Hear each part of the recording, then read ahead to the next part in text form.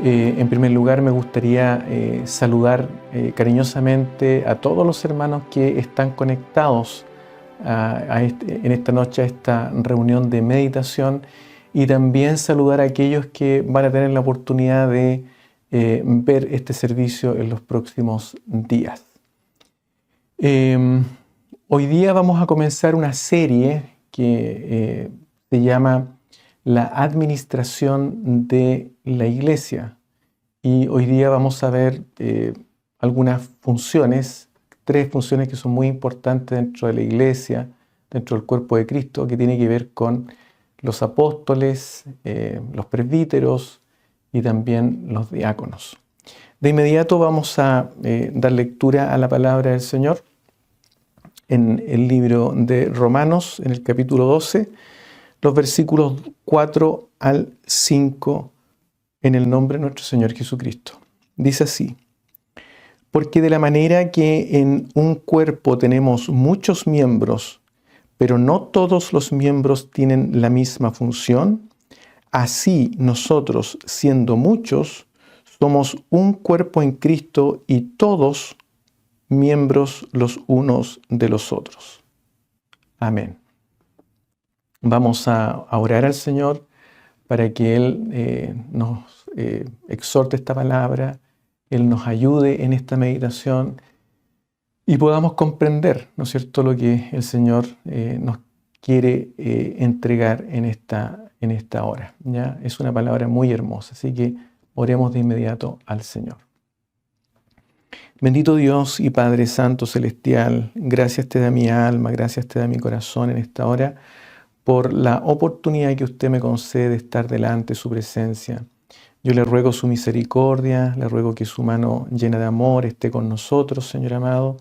Padre bendito, yo te pido por todos mis hermanos que están en esta reunión conectados en forma virtual, que tal vez ellos tienen cierta necesidad en sus vidas, tú conoces aquella necesidad y permite, Padre, que a través de esta palabra, de esta meditación, ellos puedan ser cubiertos en su necesidad, que pueda ser una reunión de mucho provecho espiritual para sus vidas. Señor amado, que tu Santo Espíritu vaya, Dios mío, dirigiéndose a cada corazón y puedan, Señor, los ojos de nuestro entendimiento ser abiertos, Señor, ser iluminados por ti, Padre amado, para poder entender tu palabra. Te lo rogamos todo, te lo suplicamos, en el nombre de Jesucristo, nuestro Salvador. Amén. Bien, la palabra del Señor, como digo, es una palabra muy maravillosa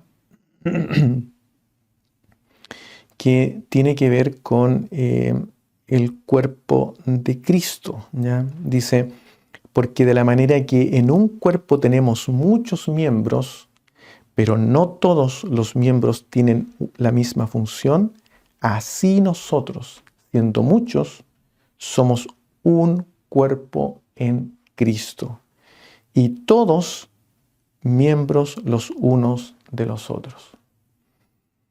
Esta expresión del apóstol Pablo es muy importante porque nos está hablando acerca de la iglesia.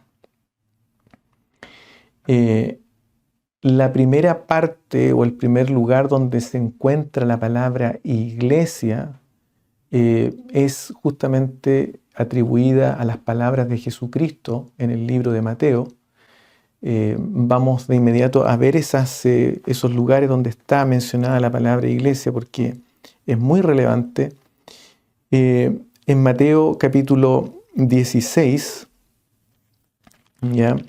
Mateo capítulo 16, versículo 18, en aquel lugar Jesucristo dice, y yo también te digo que tú eres Pedro, y sobre esta roca edificaré mi iglesia, ¿ya? Y las puertas del Hades no prevalecerán contra ella. No vamos a revisar en profundidad esto que está diciendo aquí el Señor, simplemente decir que esta es la primera vez donde se menciona la palabra iglesia. Y aquí Jesucristo, Él dice que Él es quien edifica su iglesia, ¿ya? Más adelante en Mateo capítulo 18, en el versículo 17, hablando, ¿no es cierto?, de cómo se debe perdonar a un hermano, cómo se debe disciplinar a un hermano, dice: si no los oyere a ellos, dilo a la iglesia. Y si no oyere a la iglesia, tenle por gentil y publicano. No vamos a meternos en el análisis de esto, simplemente mencionar que este es el segundo lugar donde Jesucristo menciona a la iglesia. Y lo relevante de esto es que en una parte Él habla de edificar a la iglesia, y cuando habla de edificar a la iglesia, se está refiriendo, está haciendo referencia a una iglesia global, ¿ya? La iglesia universal. Pero en el segundo pasaje está diciendo: dilo a la iglesia. Y por supuesto aquí no se está refiriendo a la idea universal de la iglesia, sino a la idea de una iglesia local, ¿ya? Entonces, aquí el Señor, Él mismo, nos está mostrando que la iglesia como cuerpo tiene dos realidades: una realidad universal y una realidad local. Y la palabra iglesia, todos sabemos, ¿no es cierto?, ya proviene de la palabra eclesía, que significa llamados fuera, ¿ya? Entonces nosotros somos personas, los que componemos la iglesia, que estamos llamados fuera del mundo para componer el cuerpo de Cristo, ¿ya? Y de ese cuerpo es de lo que nos habla aquí Pablo, ¿ya? Y lo interesante es que Pablo habla de la idea de la iglesia como un organismo, ¿ya? Un organismo. Por eso que le llama cuerpo, ¿ya? Él habla de la iglesia teniendo distintos miembros como un cuerpo, ¿ya? Y por eso que es tan relevante, mis hermanos, que nosotros entendamos el concepto de iglesia. La iglesia es el cuerpo de Cristo y no es cualquier grupo, ¿ya? Ser miembro del cuerpo de Cristo no es lo mismo que ser miembro de cualquier otro grupo, ¿ya? Por ejemplo, en Estados Unidos, y entiendo que en todas partes, hay lugares donde uno paga una membresía y se hace miembro de un grupo, de un club, ¿no es cierto? Pero cuando uno se sale de ese club o de ese grupo, simplemente es reemplazado por otro, ¿ya? Pero cuando hablamos de membresía dentro del cuerpo de Cristo, el Señor habla de que esa membresía es justamente como los distintos miembros componen un cuerpo humano. Por ejemplo, si yo me sacara este dedo, por ejemplo, de la mano, estaría desmembrándome y por lo tanto doliéndome, ¿ya? Entonces, cuando un miembro se va del cuerpo de Cristo, obviamente que eso causa dolor o debiera causar dolor, ¿ya? Porque, como digo, el cuerpo de Cristo no es cualquier agrupación, ¿ya?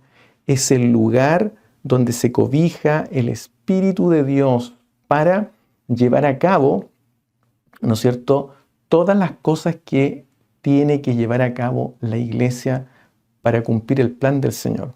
Entonces, esto es muy, pero muy relevante.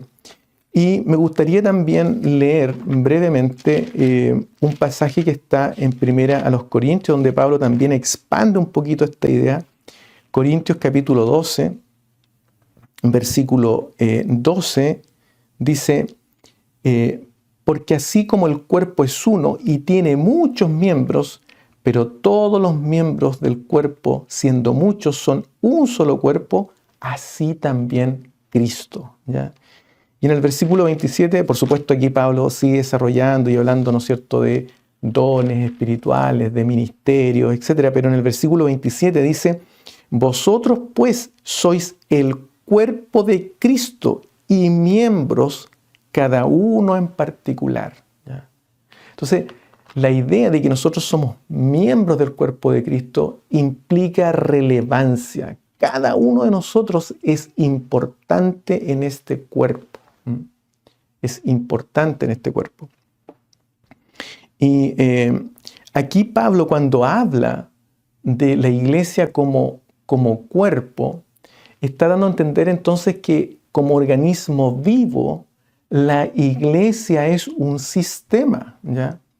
Un sistema es un conjunto interrelacionado de partes, ¿ya? Y cada parte es afectada cuando algo ocurre, ¿ya? Por ejemplo, supongamos que yo me afecto a este dedo índice, de alguna manera todo mi cuerpo se va a ver afectado. A lo mejor voy a poder desarrollar las mismas funciones, pero igual voy a sentir dolor, ¿ya? Cuando se afecta un miembro tan pequeño como es el dedo índice, por ejemplo. Entonces, esa es la idea de cuerpo. Cuando un miembro del cuerpo se resiente, todo el cuerpo anda también resentido, porque es un conjunto de partes que están interrelacionadas. Pero a su vez también, como sistema, ¿ya?, vivo, como organismo, ¿ya?, porque la iglesia es un organismo, tiene también un propósito o una meta, ¿ya? Normalmente cuando se habla de propósito o de meta, se habla de la misión del sistema vivo o del organismo vivo, ¿ya? Y de la visión que ese sistema tiene, ¿ya? Y en la palabra del Señor están claramente evidenciadas la misión y la visión que debería tener una iglesia. Por ejemplo, en Mateo, en el capítulo 28, si nosotros vamos a Mateo capítulo 28, entre los versículos 18 al 20, ahí, ¿no es cierto?, se nos entrega la misión que tiene la iglesia, que dice: toda potestad me es dada en el cielo y en la tierra, por tanto, id y haced discípulos a todas las naciones, bautizándolos en el nombre del Padre y del Hijo y del Espíritu Santo, enseñándoles que guarden todas las cosas que os he mandado. Y he aquí, yo estoy con vosotros todos los días hasta el fin del mundo. Amén. Entonces, aquí se nos está mostrando la misión de la iglesia. Cuando hablamos de misión de la iglesia, estamos hablando de qué es lo que hace la iglesia y por qué, ¿ya? Es la razón de ser, la razón de existir de la iglesia, ¿ya? Aquí el Señor está expresando aquello, ¿ya? Y esa misión tiene que estar clara entre todos nosotros que componemos el cuerpo de Cristo. Pero también la iglesia, mis hermanos, tiene una visión. Y esa visión corresponde a la aspiración última, ¿no es cierto?, de una iglesia. ¿Cuál es esa última aspiración? Bueno, eso también está indicado y lo indica Pablo, ¿no es cierto?, cuando nos muestra lo que dice en Romanos capítulo 8, versículo 29.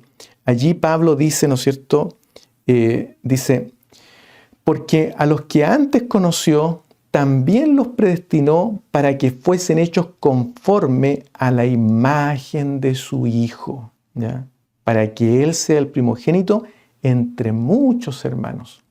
Aquí nos está mostrando cuál es nuestra última aspiración, ¿ya?, la visión que nosotros tenemos, la esperanza, ¿no es cierto?, que debemos ser conformados a la imagen de Cristo, ¿ya? Y esto tiene que irse cumpliendo paso a paso, ¿ya?, momento a momento, día a día, semana a semana, mes a mes, etc. A medida que pasa el tiempo, quienes componemos el cuerpo de Cristo, tenemos que ir poco a poco moviéndonos hacia aquella imagen, que es nuestra última visión, ¿ya?, que todos los miembros que componen la iglesia puedan llegar a aquella imagen. Esa es la visión de la iglesia.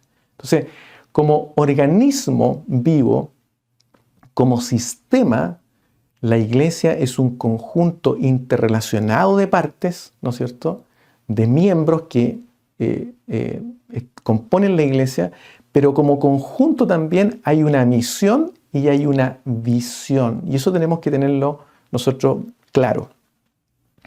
Ahora, también, mis hermanos, es importante indicar que la iglesia, como tiene una misión, como tiene una visión, como es un organismo, tiene que ser gobernada, ¿ya? Y lo primero que hay que mencionar allí es que Dios, Cristo, es quien gobierna la iglesia, ¿ya? En Efesios capítulo 5, versículo 23 dice, haciendo una comparación acá, dice, porque el marido es cabeza de la mujer, así como Cristo es cabeza de la iglesia, ¿ya? Así como el cuerpo nuestro, mis hermanos, está también siendo gobernado por la cabeza, ¿ya? Y las instrucciones comienzan a ir desde la cabeza hasta cada parte o cada miembro de nuestro cuerpo. Así también la instrucción, ¿no es cierto?, el gobierno parte de Cristo, porque Él es la cabeza de la iglesia, ¿ya? Y como Él es la cabeza de la iglesia, Dios también establece, ¿ya?, en su iglesia oficios. Pero esos oficios están establecidos por el bien de la iglesia, no por el bien de quién o a quién es designado ese oficio, ¿ya? Cuando yo recibo una designación como ministro o en un oficio de la iglesia, esa designación que me ha sido dada es para el beneficio del cuerpo completo de Cristo. No es para mi beneficio. No es para que yo sienta que soy algo importante, como ya lo vimos en algunos domingos pasados, sino para servir a la iglesia. Y en la palabra del Señor encontramos básicamente 3 oficios asociados a la labor de la iglesia, ¿ya? Y esos oficios son los siguientes y los vamos a revisar brevemente en esta reunión, ¿ya? El primero tiene que ver con el oficio del apóstol o de los apóstoles, ¿ya? Básicamente, un apóstol es aquel que ejerce el apostolado, ¿ya? Y apostolado o apóstol significa ser enviado, así de simple, ¿ya? Ser enviado de un lugar a otro lugar con una misión, con un mensaje, ¿ya? Jesucristo es el primer apóstol, ¿ya? Jesucristo dice la palabra del Señor en Hebreo, en el capítulo 3, en el versículo 1, dice lo siguiente, ¿ya? Por tanto, hermanos santos, participantes del llamamiento celestial, considerad al apóstol y sumo sacerdote de nuestra profesión, Cristo Jesús. ¿Se da cuenta? Jesús, Él es y fue un apóstol, ¿ya? ¿Por qué? Porque Él fue enviado desde los cielos hasta la tierra. El primer apóstol, ¿ya? El gran apóstol, ¿ya? Entonces, cuando se habla de apóstol, simplemente se está refiriendo uno a una persona que es enviada de un lugar a otro con un mensaje, con una misión. El mismo Señor Jesucristo, en San Juan, en el capítulo 3, ¿ya? En el Evangelio según San Juan, en el capítulo 3, Él mismo dice que Él es un apóstol, ¿ya? En el versículo 17 dice lo siguiente, porque no envió Dios a su Hijo al mundo para condenar al mundo, sino para que el mundo sea salvo por Él. Y cuando dice, porque no envió, esa palabra envió, tiene que ver con el apostolado, ¿ya? Aposteló, el verbo, ¿ya? Entonces, ahí el mismo Señor está asociando la palabra apóstol a su persona, a su misión, ¿ya? Que es salvar el mundo, ¿ya? Si bien es cierto, la labor que el Señor Jesucristo cumplió como apóstol es maravillosa, es grande, es una labor de la cual nosotros debemos estar sumamente agradecidos, porque Él es nuestro apóstol. Pero lamentablemente, mis hermanos, hoy día se malutiliza esta palabra, ¿ya? Y por eso es que es importante que entendamos qué significa esta palabra, ¿ya? Esta palabra apóstol, que se, digamos, de alguna manera se menciona en la Escritura, tiene que ver con Jesucristo, que es el gran apóstol, pero ese apostolado es único, ¿ya? El segundo apostolado es el apostolado de los 12 apóstoles, ¿ya? Que también es único, ¿ya? Enviados, ¿no es cierto?, por el Señor. También es importante decir que el trabajo de apostolado en la Escritura siempre es hecho de dos en dos. Por ejemplo, Jesucristo, cuando Él vino a la tierra a cumplir su labor apostólica, cumplió esa labor junto con el Espíritu Santo. Ambos estuvieron trabajando juntos en la tierra, ¿ya? Por eso es que Él, cuando envió a los discípulos, también los envió de dos en dos, ¿ya? Entonces tenemos los 12 apóstoles. También está el apostolado de Pablo, ¿ya? Que igual fue enviado a los gentiles, ¿ya? Fue enviado a los gentiles. Estos 3 apostolados son únicos y ya no están presentes en nuestros días. Pero sí en nuestros días está la idea de un apóstol, ¿no es cierto?, que básicamente es una persona enviada de un lugar con cierta misión específica. Nosotros simplemente hablamos de un enviado, no hablamos, ¿no es cierto?, de un apóstol, no le decimos que es apóstol, ¿ya? Simplemente decimos esta persona es un enviado de, qué sé yo, tal iglesia o cual iglesia hacia nosotros con cierta misión, ¿ya? Pero eso es básicamente la idea de un apóstol, ¿ya? Y también hoy día, en nuestros días, está la idea de un misionero, un plantador de iglesias, ¿ya? Cuando hablamos de una persona que va a otro lugar a plantar una iglesia, se habla de un apóstol, una persona que es enviada a otro lugar con la misión de empezar e iniciar una iglesia, ¿ya? Nosotros conocemos más bien esa función como un misionero, un pastor misionero, ¿ya? Pero eso es básicamente la idea. Ahora, ¿por qué es importante, mis hermanos, que nosotros entendamos lo que significa ser apóstol y cuál es la función de un apóstol? Porque hoy día, como digo, muchas veces los hombres, por tratar de elevarse a sí mismos sobre otros, usan estos títulos, ¿ya? Por ejemplo, hay algunas denominaciones donde ya no les es suficiente ser obispos o superintendentes, sino que se hacen llamar apóstoles. ¿Por qué? Porque quieren estar sobre los obispos y superintendentes. Y eso es un error, mis hermanos. Es un error. ¿Por qué?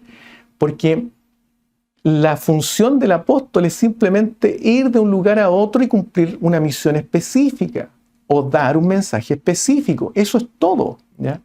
No es un rango eclesiástico, mis hermanos, ¿ya?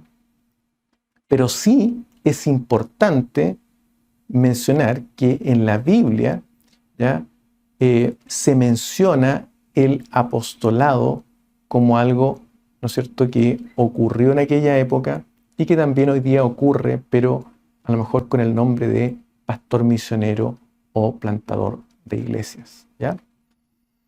La segunda o el segundo oficio que menciona la Escritura tiene que ver con los ancianos, ¿ya?, de la iglesia. Los ancianos. La palabra anciano es la palabra presbíteros. Cuando la palabra del Señor dice ancianos, está hablando de presbíteros, ¿ya? Y los presbíteros ejercen el episcopado, ¿ya? Eso es lo que ellos hacen. Normalmente lo que hacen los ancianos o presbíteros de la iglesia, ellos ejercen el pastorado a través del episcopado o también el episcopado para poder pastorear. Esa es básicamente la idea, ¿ya? Y la palabra episcopado o episcopos tiene que ver con la idea de supervisar, ¿ya? Supervisar las almas, ¿ya?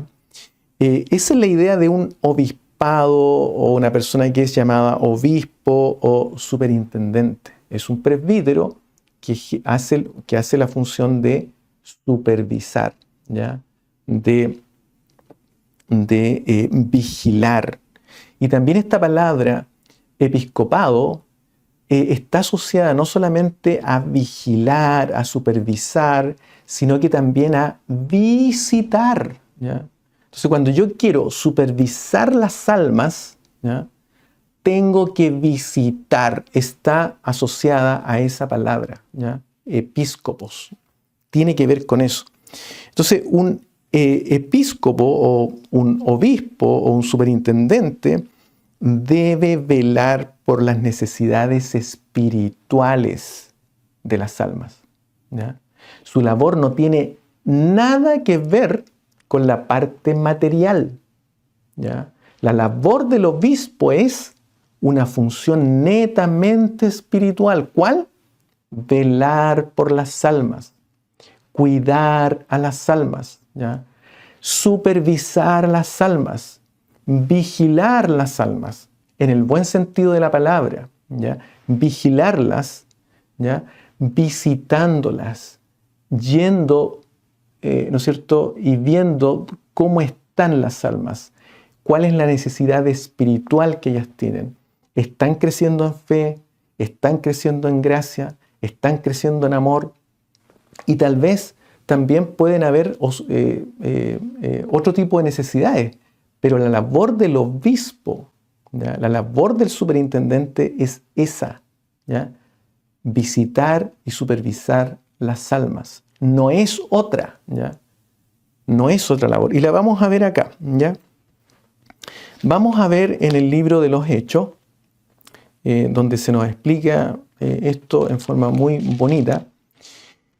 En Hechos capítulo 4, del versículo 32 al 36, vamos a ver lo que está ocurriendo allí en la iglesia. Versículo 32 al 36. Mire lo que dice allí, ¿ya? Dice: y la multitud de los que habían creído era de un corazón y un alma, o sea, todos unidos. Y ninguno decía ser suyo propio nada de lo que poseía, sino que tenían todas las cosas en común, ¿ya? Y con gran poder los apóstoles les daban testimonio de la resurrección del Señor Jesús, ¿ya? Y abundante gracia era sobre todos ellos. Así que no había entre ellos ningún necesitado. Ningún necesitado había entre ellos, ¿ya? Porque todos los que poseían heredades o casas las vendían y traían el precio de lo vendido. Y lo ponían a los pies de los apóstoles y se repartía a cada uno según su necesidad. Entonces José, a quien los apóstoles pusieron por sobrenombre Bernabé, que traducido es hijo de consolación, levita, natural de Chipre, como tenía una heredad, la vendió y trajo el precio y lo puso a los pies de los apóstoles, ¿ya? O sea, era una comunidad, mi hermano, porque la iglesia debe ser una comunidad, ¿ya? Eso es una iglesia también, es un organismo, ¿ya? Es un cuerpo, es el cuerpo de Cristo, pero es una familia, ¿ya? También es importante ese concepto. La iglesia es una familia, de hecho, así se nombra, ¿ya? En una parte, el apóstol Pablo, haciendo mención a los Gálatas, dice, ¿no es cierto?, que debemos hacer bien a todos, mayormente a los de la familia de la fe, ¿ya?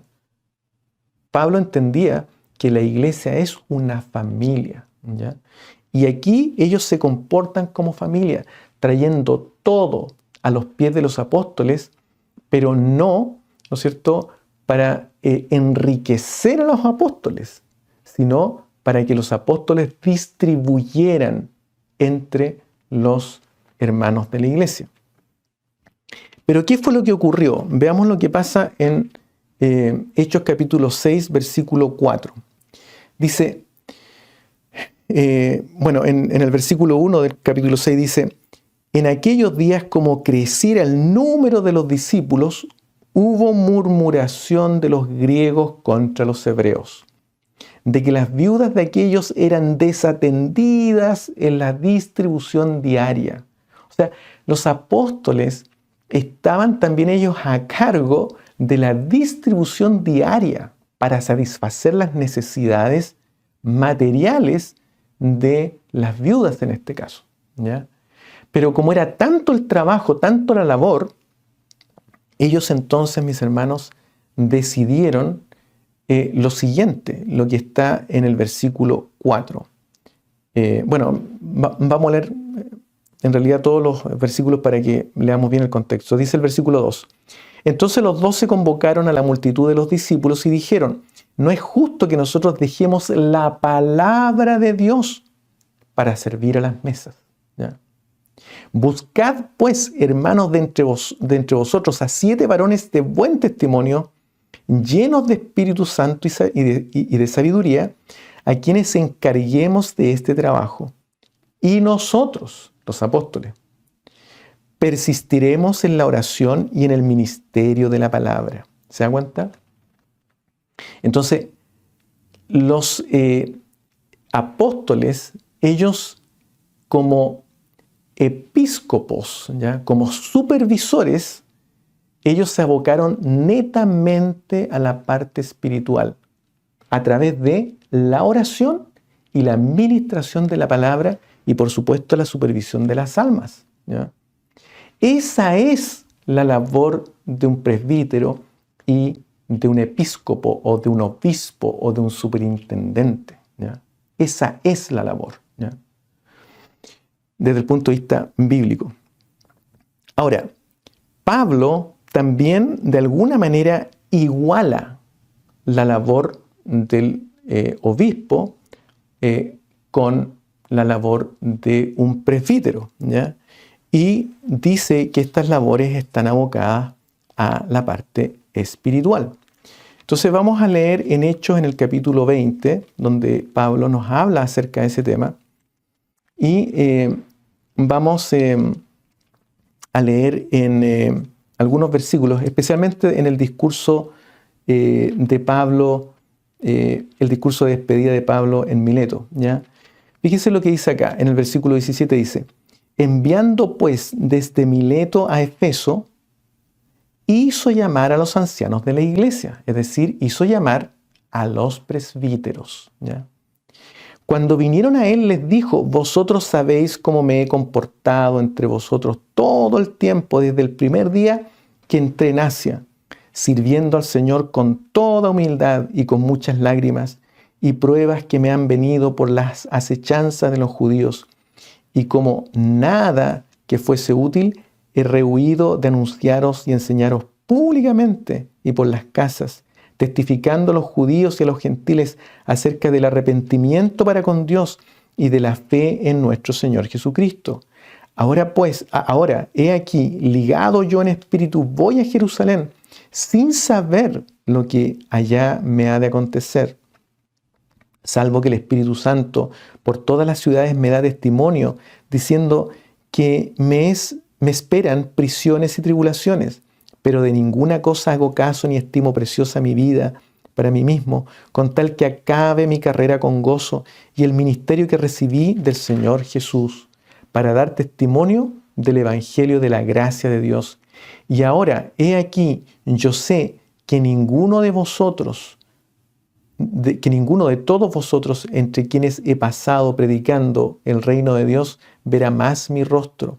Por tanto, yo os protesto en el día de hoy que estoy limpio de la sangre de todos. Mire lo que dice el versículo 27. porque no he rehuido anunciaros todo el consejo de Dios. Por tanto, le dice el versículo 28, mirad por vosotros. Lo primero que le enseña es, cuídense ustedes mismos, ¿ya? Tengan cuidado, ¿ya? Le está hablando a los ancianos, a los presbíteros. Y por todo el rebaño en que el Espíritu Santo os ha puesto por obispos, por supervisores. ¿Supervisores de qué? De las almas del rebaño. Para apacentar, es decir, para pastorear la iglesia del Señor, la cual Él ganó por su propia sangre. Dice el versículo 29, porque yo sé que después de mi partida entrarán en medio de vosotros lobos rapaces que no perdonarán al rebaño. Y de entre vosotros mismos, dice, ¿ya? Se levantarán hombres que hablen cosas perversas para arrastrar así a los discípulos. ¿Ya? De entre vosotros mismos. ¿Ya? Por eso es que es importante que nosotros sepamos cuáles son las funciones que la palabra del Señor nos entrega. Tiene este cuerpo de Cristo, ¿no es cierto? Los plantadores de iglesia o pastores misioneros o apóstoles, como nos enseña la Escritura, que son enviados, también los ancianos o los presbíteros que cumplen la labor de episcopado, ¿ya? De supervisión. Y esta labor, dice Pablo a los ancianos, que se la entregó el Espíritu Santo, ¿ya? Por el hecho de ser presbíteros, deben hacer episcopado, ¿ya? Hacer obispado, ¿ya? Tienen que hacer esta labor, que es la labor de supervisión, ¿ya?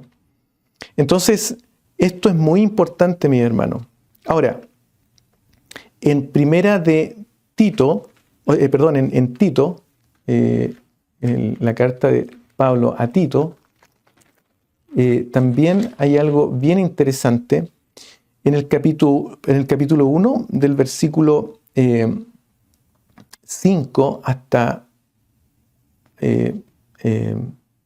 el versículo 7, vamos a dar lectura a la palabra del Señor. Dice lo siguiente, por esta causa te dejé en Creta, para que corrigieses lo deficiente y establecieses ancianos en cada ciudad, así como yo te mandé, y el que fuere irreprensible, marido de una sola mujer, y tenga hijos creyentes que no estén acusados de disolución ni de rebeldía, porque es necesario que el obispo sea irreprensible como administrador de Dios, no soberbio, no iracundo, no dado al vino, no pendenciero, no codicioso de ganancias deshonestas, sino hospedador, amante de lo bueno, sobrio, justo, santo, dueño de sí mismo. Mire lo que nos dice la palabra del Señor. Entonces aquí Pablo está indicando que le dio la instrucción a Tito para que no solamente corrigiese ciertas situaciones, sino que también estableciese presbíteros en cada ciudad. Y también dice que estos presbíteros están asociados a la labor de obispado, ¿ya? Y también aquí tenemos que tener cuidado porque muchas veces de esta función que es supervisión, ¿ya? Que tiene que ver con la supervisión de las almas, muchas veces, mis hermanos, nosotros lamentablemente en la iglesia de hoy caemos en el error de subir esta función como si fuera una categoría que me permite dar cierto realce a mi persona, ¿ya? O a su persona, o a quien ostente esta función. Y no es así, mis hermanos. Simplemente es una función dentro de la iglesia, ¿ya? Que tiene que llevarse a cabo, la supervisión de las almas, ¿ya? De modo que cualquier persona, incluso cualquier hermano, que Dios ha puesto en su corazón el preocuparse de otros, el supervisar un grupito de hermanos y ver cómo ellos van creciendo, está desarrollando la labor de supervisión o de episcopado, mi hermano, ¿ya? Entonces, por eso que es tan importante que con mayor razón aquellos que ostentan, digamos, un título como superintendente, como obispos, realicen esta labor. No pueden estar haciendo una labor distinta que no sea esta, mis hermanos. Y eso es muy importante. Y vamos a ver también algo que nos indica Pedro, porque Pedro también, mis hermanos, está de acuerdo con Pablo en esta visión. Y vamos a ver lo que nos dice Pedro en Primera de Pedro, capítulo 5, versículos 1 al 4. Dice así: ruego a los ancianos, a los presbíteros, que están entre vosotros, yo también presbítero con ellos, y testigo de los padecimientos de Cristo, que soy también participante de la gloria que será revelada. Apacentad la grey de Dios. ¿Ya? Esta palabra apacentad tiene que ver con pastoread la grey de Dios, o el rebaño de Dios, que está entre vosotros, cuidando de ella. Y esta palabra cuidando es muy importante, mi hermano, ¿ya?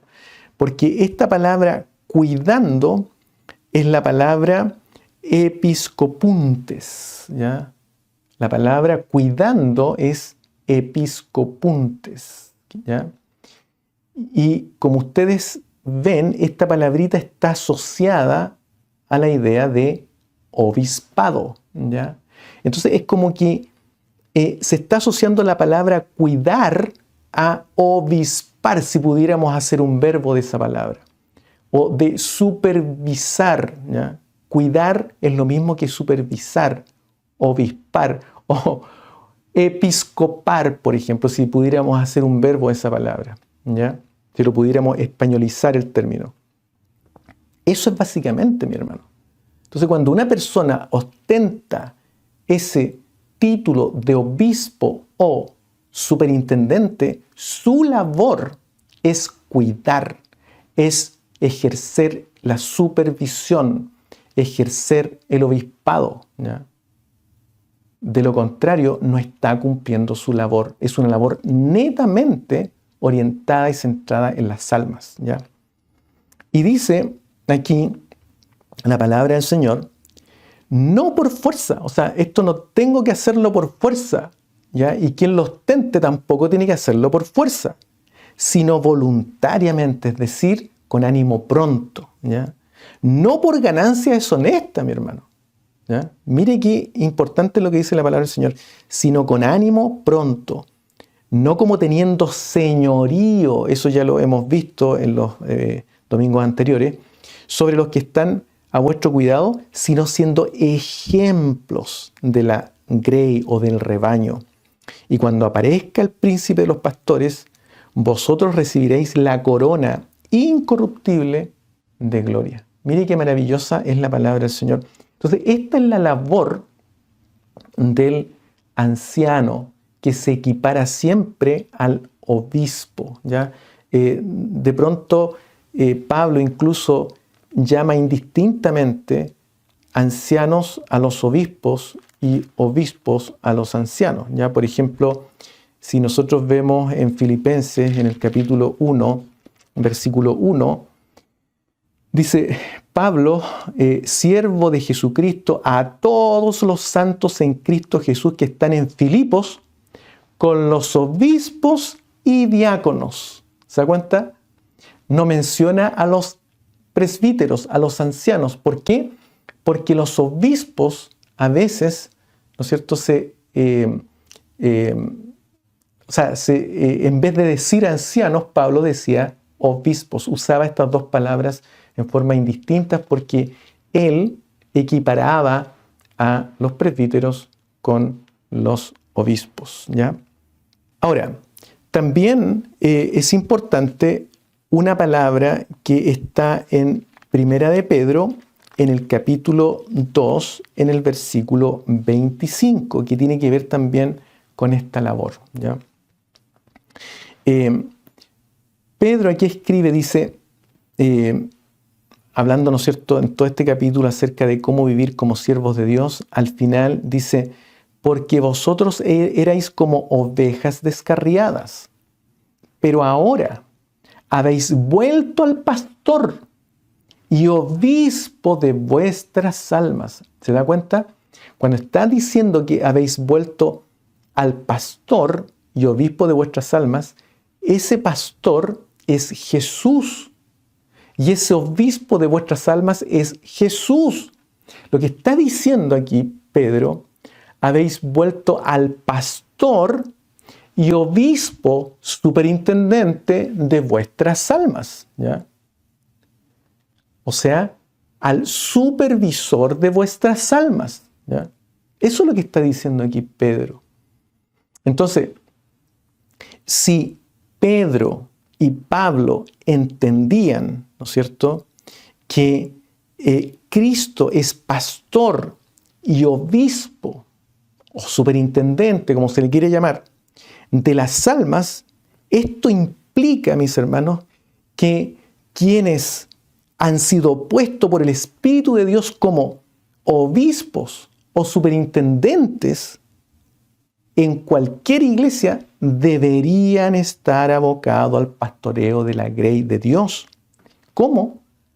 Por medio de la supervisión de las almas. ¿Se da cuenta de lo que está enseñando Pedro? Entonces, por eso es que es importante, mi hermano, que nosotros entendamos estas funciones, ¿ya? Las entendamos.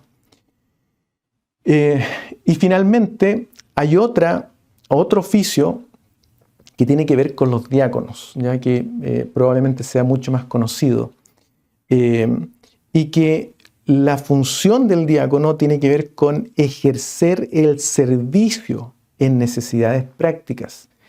El presbítero, el episcopo, ¿ya?, lo que hace es ejercer el servicio y se preocupa de las necesidades espirituales de las almas. El diácono se preocupa de las necesidades prácticas de las almas, sirviendo.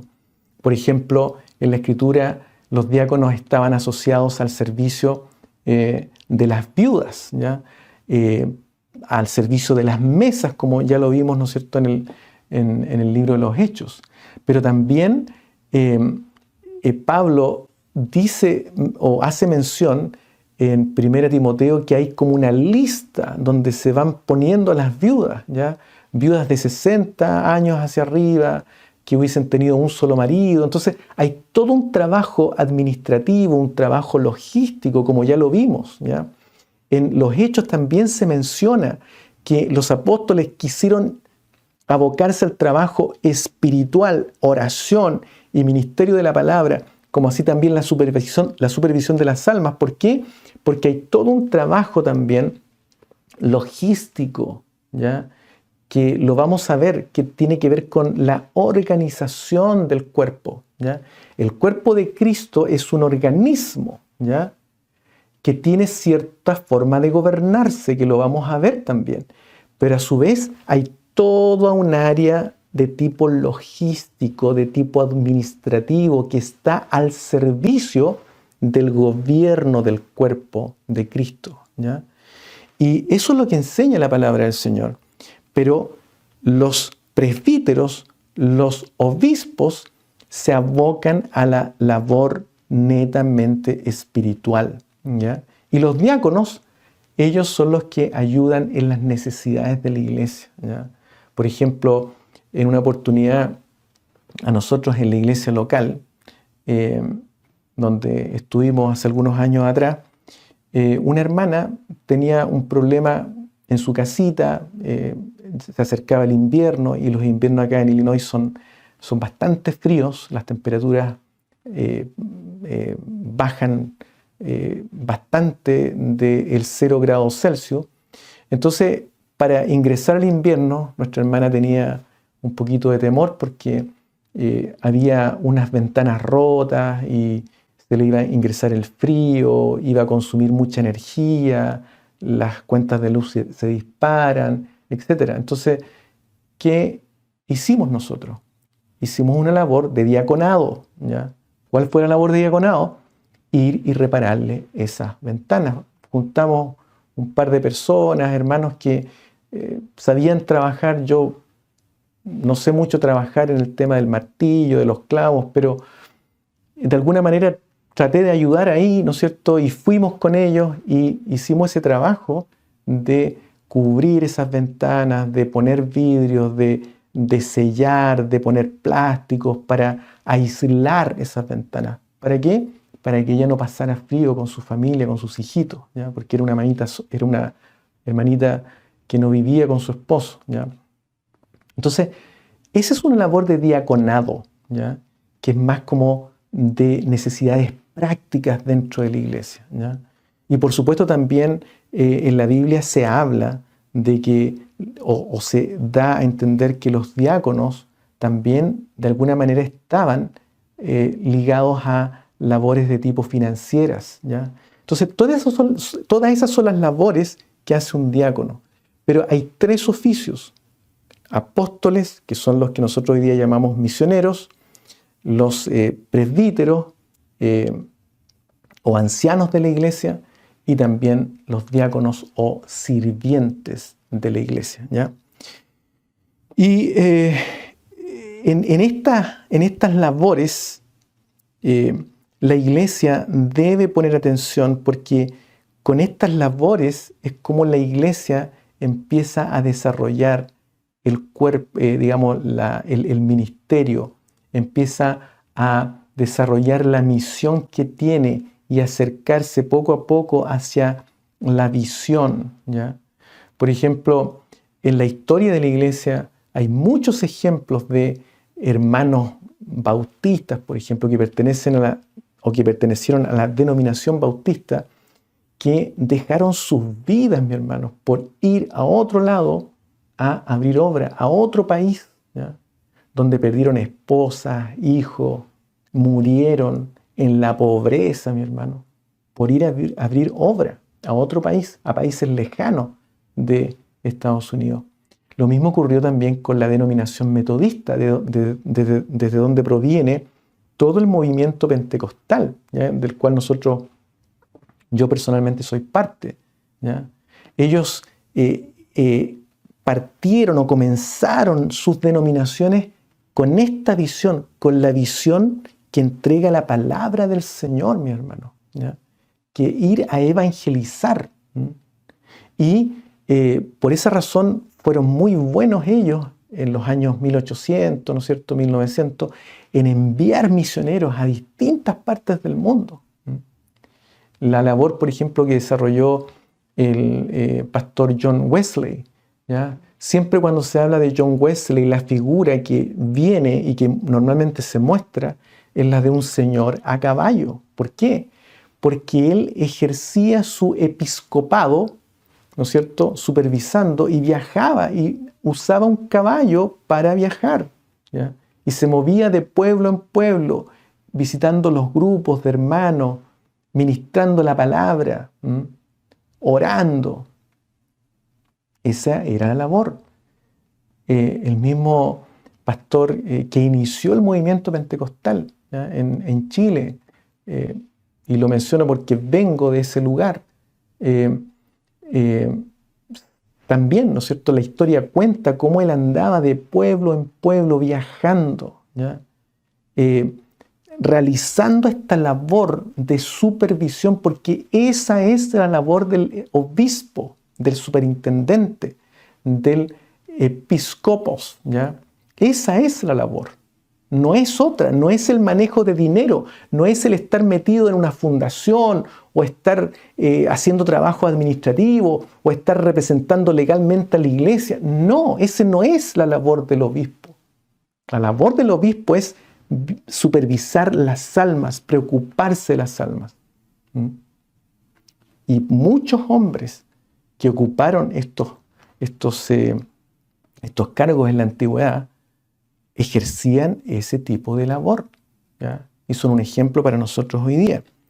Entonces, es importante, mis hermanos, que nosotros veamos si estas funciones se cumplen o no en nuestra iglesia.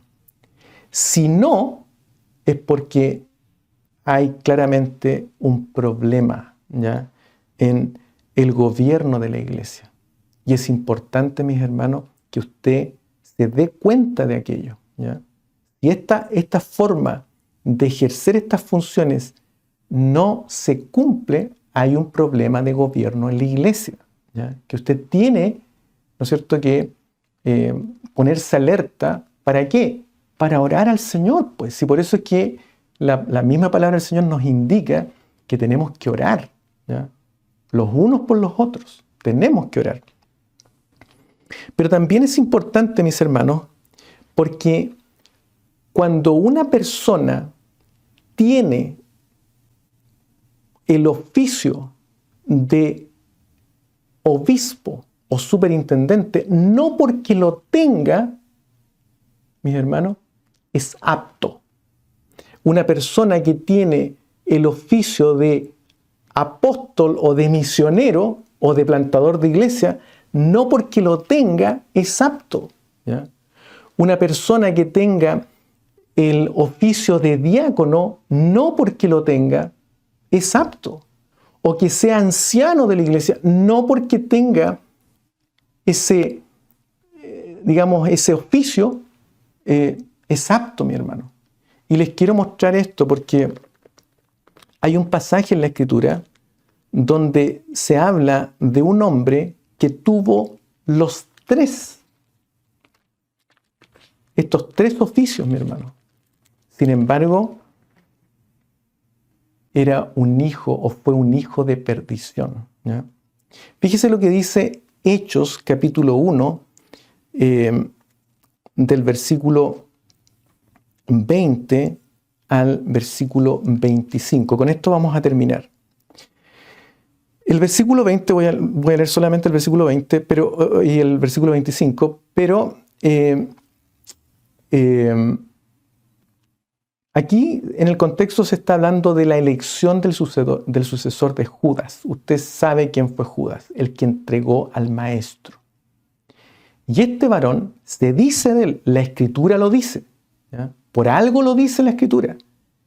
Se le nombra con estos tres cargos, mi hermano, con estos tres oficios. Mire lo que dice acá en el versículo 20, citando el libro de los Salmos. Dice, sea hecha desierta su habitación y no haya quien more en ella, y tome otro su oficio, ¿ya? Y esa palabra, su oficio, esa palabra oficio, tiene que ver con el episcopado, ¿ya? Se puede traducir así, tome otro su labor de supervisión, ¿ya? Que otro cumpla su supervisión. O sea, él hacía supervisión también. Esa es la misma palabra que nosotros usamos como obispo, o viene de esa raíz, ¿ya? Y el versículo 25 dice, para que tome la parte de este ministerio y apostolado, de que cayó Judas por transgresión. Es decir, en este capítulo, en estos 6 versículos, se menciona que Judas Iscariote era, ¿no es cierto?, o hizo la labor de supervisión, o de episcopado, o de obispado, o de superintendente, y también hizo la labor de diaconado, porque ministerio acá es la palabra diaconado, o ¿no es cierto?, de donde se deriva nuestro vocablo diácono, y apostolado, ¿ya? Entonces, estos 3 títulos están asociados también a Judas Iscariote.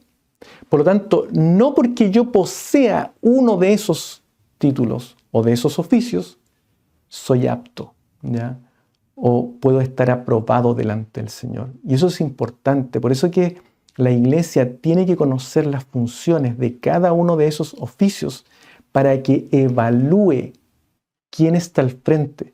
¿Por qué? Porque el mismo Pablo dice, y les dice con lágrimas a los ancianos, ¿no es cierto?, cuando se despide en Mileto, le dice, de entre vosotros mismos se levantarán falsos maestros, falsos profetas, ¿ya? Y la iglesia tiene que estar atenta, porque Jesucristo dice también que la señal más importante de los últimos tiempos son la venida de los falsos profetas. Y los falsos profetas, mis hermanos, no son personas externas a la iglesia, son personas internas dentro de la iglesia y van a engañar a muchos, a muchos. Entonces, el Señor nos bendiga, Él nos guarde. Y el próximo domingo vamos a continuar hablando un poquito más acerca de estilos de gobierno dentro de la iglesia y uno de ellos el gobierno episcopal. El Señor nos bendiga. Si usted considera que en su iglesia todo está bien, está de acuerdo a la Escritura, mis hermanos, siéntase contento, alegre, glorifique al Señor. Pero si no es así, entonces, mis hermanos, ore. Ore por quienes están al frente, para que el Señor tenga de ellos misericordia, ¿ya? Oremos al Señor. Bendito Dios y Padre Santo Celestial, gracias te da mi alma, gracias te da mi corazón, porque usted me concede este enorme privilegio de poder estar delante de su presencia y poder, Señor, con su ayuda, hacer esta labor de meditar junto a mis hermanos. Yo te pido que esta palabra que ha sido impartida a ellos, Señor, tú, Dios mío, la guardes en sus corazones, tú la bendigas, Señor, grandemente, y que nos ayudes, Dios mío, para que todo esto que estamos aprendiendo y meditando contigo, Señor amado, podamos mantenerlo en nuestro corazón para poder, Dios mío, orar por aquellos que van al frente, porque es fácil, Señor, muchas veces desviarse del camino. Yo te pido que tú nos bendigas, nos guardes, Señor, y nos ayudes para progresar espiritualmente. Dios mío, todo te lo rogamos, todo te lo suplicamos, en el nombre de Jesucristo, nuestro Salvador. Amén. Amén. Bien.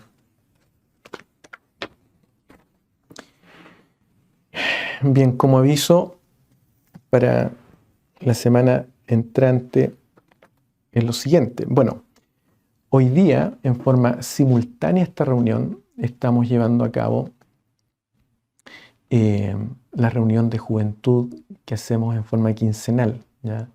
Una reunión que la hacemos en inglés, una reunión que tiene que ver con la enseñanza de cómo ejercitarnos en la piedad a fin de que vayamos cultivando y podamos poco a poco llegar a ser mejores adoradores de nuestro Señor Jesucristo y de nuestro Padre y también de nuestro Espíritu Santo. Así es que eso es lo que estamos haciendo en este momento también, ¿ya?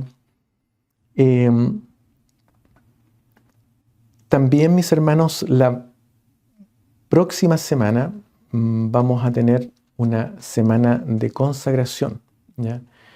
Es una semana donde normalmente lo que hacemos, y siempre hemos hecho esta semana de consagración junto a mi esposa y junto a los hermanos que nos acompañaban anteriormente, y también aquellos que nos acompañan en este momento igual, hacemos esta semana de consagración. Y del 4 al 9 de septiembre vamos a hacer esta semana de consagración de ayuno, oración y meditación, ¿ya? Del 4 al 9 de septiembre. El motivo es un avivamiento espiritual, porque de verdad que necesitamos un avivamiento espiritual, ¿ya? En todo lugar necesitamos un avivamiento espiritual. Aquí en Estados Unidos se necesita, yo sé que en muchos lugares también se necesita. Entonces, el día lunes 4, a las 10 de la noche, vamos a comenzar nuestro ayuno. A las 10 de la noche, hora de Illinois.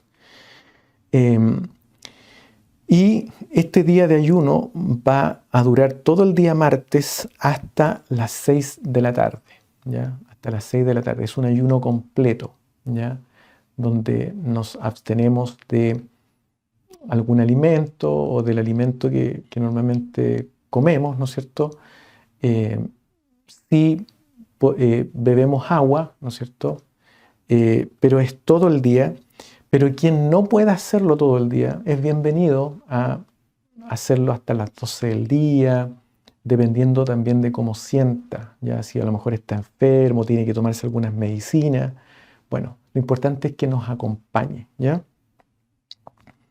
En mi caso, normalmente me gusta hacerlo hasta las 6 de la tarde para sentirme fortalecido en el Señor. Y ese día vamos a estar meditando en el Salmo 65. Y cuando hablamos de meditar, nos referimos a leer el Salmo y luego tratar de masticarlo durante el día, ¿ya? ¿Qué significa masticarlo? Significa que algún versículo o un par de versículos o una idea que a usted se le queda después de haber leído ese Salmo, trate de aplicarla a su vida, ¿ya? ¿Cómo se aplica eso que usted leyó, que el Señor le puso en su corazón? ¿Cómo lo aplica a su vida? O también lo puede hacer al revés. ¿Cómo algo que está ocurriendo en su vida, usted lo ajusta a alguna idea que entregue ese salmo? Ese ejercicio que usted hace durante ese día le permite meditar, le permite crecer, le permite estar en contacto espiritual con el Espíritu Santo del Señor. Y por lo tanto, ese día, después de ese ejercicio, usted va a ver cómo el Señor lo va a fortalecer y usted se va a sentir con ánimo, a pesar de que su cuerpo físico va a estar un poquito cansado, pero espiritualmente se va a sentir pero con mucho ánimo, con mucha fortaleza, con gozo, y lo va a encontrar algo exquisito, porque de eso se trata el ayuno. El ayuno debiera ser parte de la dieta de todo cristiano, mis hermanos, ¿ya? Por eso que es importante practicarlo. También, por supuesto, hay que hacer oración, a lo mejor un tiempecito dedicado en el día, aunque no pueda una hora, si no puede, no importa, pero un momentito en el día. Pero el resto del día también siga orando. Si la oración no es toda de rodillas, también cuando vamos viajando, vamos manejando, vamos caminando, estamos haciendo nuestros quehaceres, también podemos conversar con el Señor. La idea es conversar con el Señor y también ir meditando en ese salmo, ¿ya?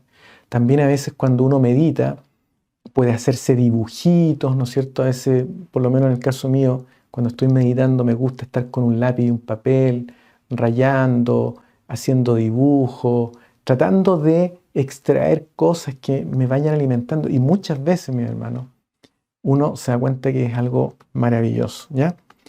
Bueno, eso sería el día martes, ¿ya? Lo otro, en el momento de ayuno, es importante hacer un esfuerzo, lo más que podamos, de abstenernos de las redes sociales. Eso también es importante. Ojalá abstenernos de las redes sociales, ¿ya?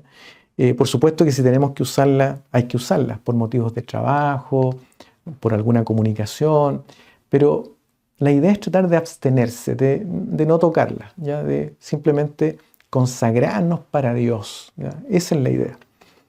El día miércoles 6, también a las 10 de la noche, vamos a comenzar nuestro segundo ayuno de la semana de consagración. Y todo el día jueves vamos a estar ayunando hasta las 6 de la tarde. Insisto, aquellos que pueden hasta las 12 del día pueden hacerlo también. Lo importante es hacer este ejercicio y vamos a estar meditando en el Salmo número 67, ¿ya? Y también el día viernes a las 10 de la noche vamos a comenzar nuevamente el tercer ayuno de la semana y lo vamos a entregar el día sábado a las 6 de la tarde. Y ese día vamos a estar meditando en el Salmo número 99, ¿ya?